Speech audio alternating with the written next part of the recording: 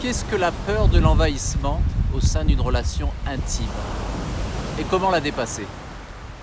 Il est important de commencer par différencier cette peur affective de la codépendance et de l'attachement pervers. La codépendance est différente de la peur de l'envahissement. Les gens codépendants n'ont pas d'identité propre. Par conséquent, tout leur comportement tourne autour d'autres personnes qui sont en général narcissiques. Ils n'ont aucune idée de leurs propres besoins ou identité, ils sont terrifiés d'être seuls et ne peuvent pas fonctionner par eux-mêmes. Ils ne disposent d'aucune autonomie. Ils veulent des gens dans leur vie non pas parce qu'ils les aiment, mais parce qu'ils ne peuvent pas exister en tant qu'êtres indépendants. Ils peuvent avoir un attachement anxieux ou ambivalent, même si ce n'est pas toujours le cas. L'attachement désorganisé, désorienté vient de la relation avec un parent maltraitant. L'enfant a dû constamment faire face à l'invalidation de ses émotions. C'est ainsi que se développe le trouble de la personnalité limite ou borderline. Ceci est bien différent de la peur de l'envahissement, car la personne souhaite rester attachée aux parents maltraitants. Cette relation suit le modèle « je te hais, ne me quitte pas ». Ils ont souvent été le bouc émissaire dans une dynamique familiale narcissique. Qu'est-ce donc que cette peur de l'envahissement? La peur de l'envahissement est la peur d'être contrôlé par son partenaire ou de se perdre dans la relation. C'est la peur d'être envahi par le partenaire. La peur de l'envahissement vient d'anciens traumatismes et est un obstacle majeur dans les relations amoureuses. Leur style d'attachement est évitant, selon la célèbre théorie de l'attachement selon John Bowlby. Ils sont souvent très indépendants car ils ont très peur de compter sur les autres pour satisfaire leurs besoins. Il leur est difficile de recevoir car ils ne veulent pas devoir quoi que ce soit en retour. Ils se méfient des autres personnes qu'ils ne considèrent pas comme dignes de confiance. Ils vivent la relation intime dans leur tête et non pas dans leur cœur. Ils comparent et ils ont souvent des exigences impossibles pour leur partenaire qui n'est jamais assez bien. Ils voient leur partenaire comme une personne qui restreint leur liberté. Ils se sentent envahis à l'idée d'être responsables de quelqu'un d'autre. Ils ont du mal à discerner l'amour de soi et de l'égoïsme. Ils ont honte de prendre soin d'eux-mêmes.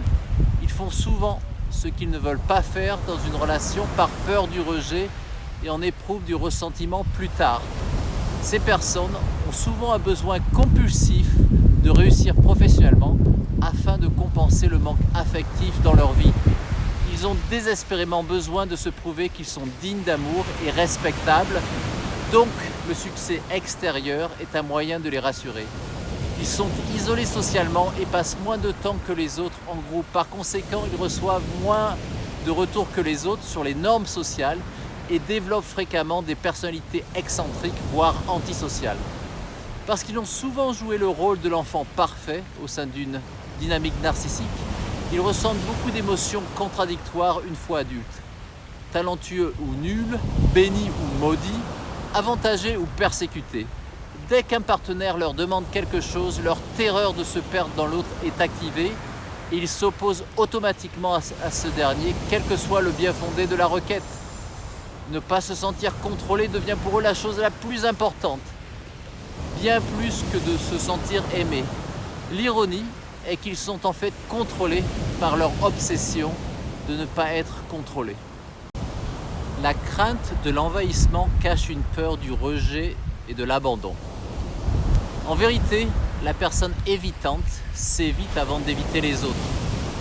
Lorsque les personnes évitantes se ferment aux autres, elles le font essentiellement par peur du rejet. Elles ne veulent pas s'attacher à un nouvel amour parce qu'elles ont en fait peur de la douleur de la séparation qu'elles ressentent comme inéluctable. Cependant, à moins qu'elles ne s'engagent dans la relation, le couple est voué à l'échec et elles se retrouvent donc dans un cercle vicieux. Les cycles de rupture amoureuse, dus à ses propres blocages émotionnels, les isolent chaque fois un peu plus. Le fait que l'enfant parfait ne se sente pas digne d'amour semble contradictoire. Cependant, la préférence d'un parent provoque souvent le rejet de l'autre conjoint et aussi celui des frères et des sœurs. La personne évitante a tellement peur d'être rejetée qu'elle préfère être la seule en charge de tous ses besoins. C'est donc très difficile de lui venir en aide et de lui apporter un réconfort, car elle garde tous ses proches à distance. Elle se sent menacée par toute relation intime à cause de ses traumatismes passés qui viennent en général de l'enfance. Comme tout le monde, cette personne veut être aimée, mais elle a décidé que l'amour et l'intimité sont trop dangereux. Quand quelqu'un devient trop proche d'elle, elle renonce à son désir d'être aimée parce qu'elle considère que c'est la seule possibilité pour ne pas avoir le cœur brisé. Elle ne croit pas que son cœur soit assez fort pour guérir et apprendre d'une rupture amoureuse. Des problèmes relationnels récurrents. L'adulte, qui est auparavant un enfant parfait et qui a mis en place des mécanismes de défense contre le parent envahissant et narcissique, aura beaucoup de difficultés à s'ouvrir à son conjoint. Selon la théorie de l'attachement, la personne évitante est en général attirée par un partenaire anxieux ou ambivalent car il représente un aspect en elle qu'elle a réprimé. Cet enfant intérieur rempli d'insécurité qui a dû se déconnecter de ses proches pour se protéger émotionnellement. Et par effet miroir, son partenaire se sent aussi mal aimé, rejeté et laissé pour compte. Et quand la relation devient insupportable, ils rompent. Ils sont aussi souvent attirés par des partenaires égocentriques. C'est leur façon de recréer inconsciemment l'ancienne dynamique de la relation parent-enfant. Ces partenaires narcissiques leur renvoient que les besoins des autres sont plus importants que les leurs, un autre traumatisme de leur enfance. Ils peuvent aussi attirer quelqu'un qui est tout aussi inattentif et émotionnellement indisponible qu'eux-mêmes afin de ressentir leur froideur affective. Ils continuent à idolâtrer leurs parents, même à l'âge adulte, et leur partenaire n'arrive jamais à la hauteur du parent, qui en retour n'hésite pas à critiquer le conjoint pour renforcer l'idée qu'aucun partenaire ne pourra jamais rivaliser avec la relation parent-enfant. Tout cela est aussi un moyen pour garder leur partenaire intime à distance ou de trop s'attacher à eux. La personne évitante est susceptible d'avoir des aventures extra-conjugales, car cela satisfait son besoin d'intimité physique sans le risque d'engagement émotionnel. Elle croit toujours qu'il y a une meilleure option, quelqu'un de plus beau, de plus jeune, de plus intelligent ou de plus riche. Quels sont les traumatismes de l'enfance qui créent la peur de l'envahissement ? J'étais en fusion avec ma mère quand j'étais enfant. Ayant été élevée à l'assistance publique, elle avait des traumatismes profonds d'abandon. Je devins donc parentifié pour répondre à tous ses besoins émotionnels, ce qui était amplifié par le fait que mon père ne remplissait pas émotionnellement son rôle de mari. J'étais dans ce contexte l'enfant parfait, selon la terminologie de la théorie de l'enfant parentifié. Puis, quand j'ai eu 9 ans, elle a quitté le domicile familial pour commencer une nouvelle vie et je suis resté alors seul avec un père qui ne me manifestait guère d'affection pendant 18 mois avant qu'elle ne me récupère. Compte tenu de ce contexte d'abandon, il n'est guère surprenant que j'ai eu des difficultés dans mes relations de couple. Nous avons peur de la proximité amoureuse quand cette même intimité nous a apporté tant de souffrances par le passé. En tant qu'enfant parfait, nous apprenons à nier nos propres besoins au profit de ceux de nos parents. Nous avons appris que nos parents sont de meilleure humeur quand nous ne demandons rien et qu'ils croient ainsi avoir fait un enfant modèle. Nous étions impuissants et ne faisions que subir ces traumatismes lors de l'enfance. Cependant, nous avons désormais le pouvoir de guérir ces troubles affectifs par le travail intérieur. Voici quelques-uns des signes que vous avez eu une relation trop fusionnelle avec un parent qui peut être source de cet envahissement. 1. L'enfant est une source de soutien affectif pour les parents et est le meilleur ami du parent. 2. Les parents partagent des informations qui sont inappropriées au vu de l'âge de l'enfant. 3. Le parent dit à l'enfant en toute confidence qu'il est le favori et le plus talentueux de ses frères et sœurs. 4. Les relations proches avec d'autres enfants sont découragées. 5. L'enfant se sent coupable dès qu'il passe trop de temps loin de sa mère. 6. Les dons et qualités uniques de l'enfant ne sont pas renforcés si cela n'est pas utile aux parents. 7. L'indépendance de l'enfant est découragée. 8. L'un des parents souffrait de solitude, d'alcoolisme, de dépression ou de rage incontrôlée. 9. Les parents vivaient une vie isolée avec peu d'amis. 10. L'enfant se sent responsable du bien-être du parent. 11. L'enfant est parentifié. 12. Le parent est trop impliqué dans la vie de l'enfant. 13. Les parents se plaignent souvent de se sacrifier pour leurs enfants. 14. L'enfant n'a pas un cadre qui lui permet de se sentir en sécurité. 15. Le parent est incapable de subvenir par lui-même à ses besoins d'adulte. 16. Un ou deux parents avaient des problèmes de toxicomanie. 17. Le petit ami ou la petite amie n'est jamais assez bon pour le parent. 18. Les parents ont divorcé ou ne s'entendaient pas. Un des parents est mort jeune. 19. Il y avait un manque d'argent dans la famille, ce qui insistait à rester tout le temps à la maison. Dans ce contexte, le parent ne tenait pas compte des besoins propres de l'enfant. Au contraire, le parent utilise l'enfant pour satisfaire des besoins qui devraient être satisfaits par d'autres adultes, comme l'intimité, l'amitié, la résolution de problèmes d'adultes ou se donner un sens dans l'existence.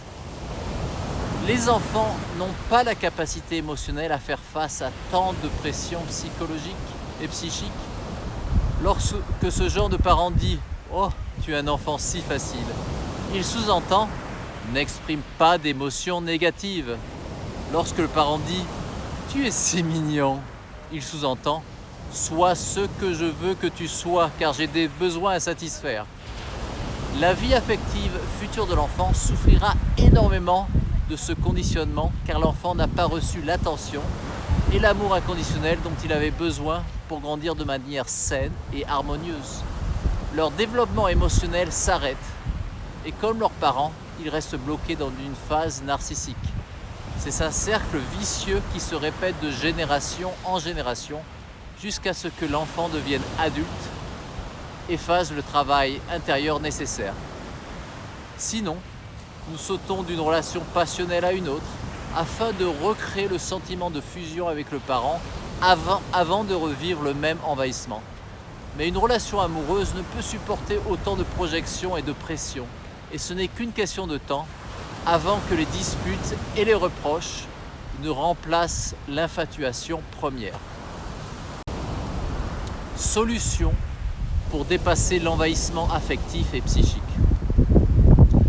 Parce que cet envahissement a commencé avec la relation parent-enfant, nous avons besoin de remettre en question les relations avec nos parents. La relation avec les parents est très importante, car elle influe sur le reste de nos relations. Nous devons apprendre à communiquer avec nos parents en tant qu'adultes, plutôt que de rester figés dans le rôle de l'enfant qui se sentait contrôlé. Nous fixons un cadre clair avec nos parents quand cela est nécessaire, mais nous ne sommes pas trop déçus s'ils sont incapables de le suivre. Nous devenons objectifs sur qui ils sont, leurs qualités, mais aussi leurs défauts. Nous les acceptons comme ils sont, sans pour autant tolérer tout comportement toxique venant de leur part. Nous les soutenons comme nous le pouvons, mais pas à notre détriment. Nous arrêtons de les blâmer pour nos propres difficultés et nous nous faisons confiance pour créer la vie que nous souhaitons. Nous comprenons que les situations qui nous blessent le plus sont reliées à des traumatismes passés non résolus. Nous souffrons émotionnellement car nous résistons à voir ces aspects en nous qui font ressortir la honte ou la peur. Une manière efficace de travailler sur l'envahissement parental est d'élever nos enfants différemment, en les rassurant souvent sur notre amour inconditionnel, en refusant toute forme de manipulation émotionnelle par la culpabilité ou la contrainte, ou en suivant des méthodes éducatives d'autorité positive et bienveillante afin de développer leur autonomie dans la responsabilité. Nous n'hésitons pas aussi à demander pardon à nos enfants lorsque nous faisons des erreurs tout en leur expliquant pourquoi. Cela éviterait qu'ils nous idolâtrent et cela va les aider à s'aimer eux-mêmes en tant qu'êtres imparfaits. L'important est d'être un exemple car nos enfants apprennent avant tout de notre comportement plutôt que de nos préceptes. Nous prenons en compte leur âge et leur maturité avant de partager avec eux des informations sensibles. Nous encourageons leur indépendance sans qu'ils se sentent abandonnés. Nous respectons leur libre arbitre sans renoncer à nos responsabilités en tant que parents. Le plus important travail est cependant à faire avec notre partenaire amoureux afin de sortir de nos troubles affectifs. Nous nous engageons dans une relation authentique où nous nous efforçons de surmonter notre honte et notre culpabilité afin d'exprimer nos sentiments de manière constructive.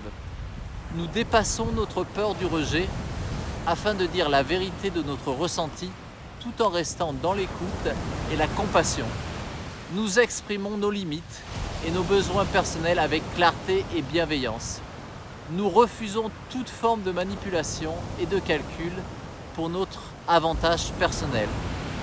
Nous laissons s'exprimer ces aspects en nous qui ont peur de l'intimité avec présence et compassion. Nous n'avons pas peur de revivre consciemment les traumatismes qui se cachent derrière afin de catalyser notre guérison émotionnelle. Nous traitons l'autre avec le même respect et gentillesse que nous souhaitons recevoir. Nous attirons en général des partenaires amoureux qui expriment naturellement notre enfant intérieur réprimé. Au lieu de les brimer comme nous en avons souffert par le passé, nous inversons le processus et nous les célébrons afin de libérer ces aspects en nous également. Nous leur donnons tout ce que notre enfant intérieur n'a pas reçu. En les aimant de cette façon, les aspects immatures en nous peuvent se développer à nouveau. Nous sommes ainsi en route vers une destinée heureuse.